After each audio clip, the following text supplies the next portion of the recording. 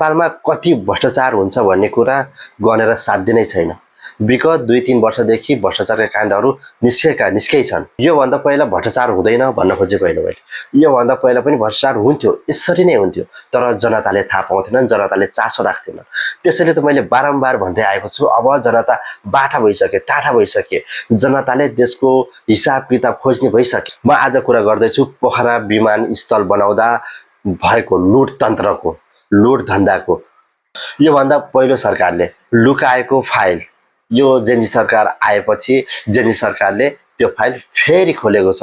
पोखरा विमानस्थल बन्दै गर्दा 8 अर्ब 36 करोड 73 लाख रुपैयाँ भ्रष्टाचार गरेका रहेछन्, जो अहिले जेन्जी सरकारले फाइल फेरि खोल्दैछ।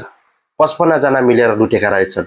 एउटा संस्थासहित 56 जना मिलेर यो विमानस्थलमा भ्रष्टाचार गरेका रहेछन्। यसको मुख्य अभियुक्त भने प्रदीप अधिकारी रहेका छन्, जो हिलप्याड काण्डमा 13 करोड भ्रष्टाचारको आरोपमा उनी थुनामा छन्। आम मानिसले के सोच्दै थिए भने प्रदीप अधिकारी आज छुट्छन्, तर छुटेनन्। किनकि योभन्दा पहिलाको सरकार भइदिन्थ्यो भने सायद उनी छुट्थे, तर यो सरकारले उनलाई छोडेन। किनकि नेपालकै सबैभन्दा धेरै क्यास पैसा हुने मध्येमा प्रदीप अधिकारी पनि हुन्। त्यसैले उनी पैसाको बिटाले पनि उनलाई छुटाउँथ्यो, तर जेन्जी सरकारले त्यो गरेन, उनी छुटेनन्। त्यो एउटा जेन्जी सरकारको सकारात्मक काम हो, यसलाई हामीले सराहनीय गर्नुपर्छ।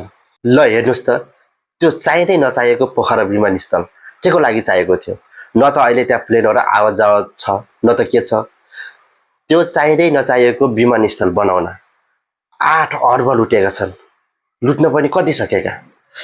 16 करोड अमेरिकी डलरमा बन्ने विमानस्थल 24 करोड पुर्याएर, त्यसमा पनि भ्रष्टाचार 8 अर्ब पुर्याएका छन्।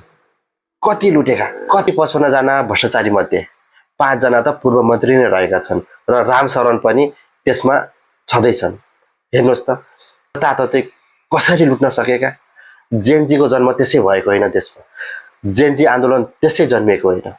यस्तै लुटतन्त्रको हालीकै कारणले नै जेन्जी आन्दोलनको जन्म भएको। यदि अहिले पनि जेन्जी सरकार हुन्थेन भने यो घटनाहरू त्यसै चुपचाप हुन्थे, त्यसै गुमनाम भइसक्थे। आशा गरौँ यी अपराधी भ्रष्टाचारीहरूलाई पक्कै पनि सजाय भएरै छाड्छ।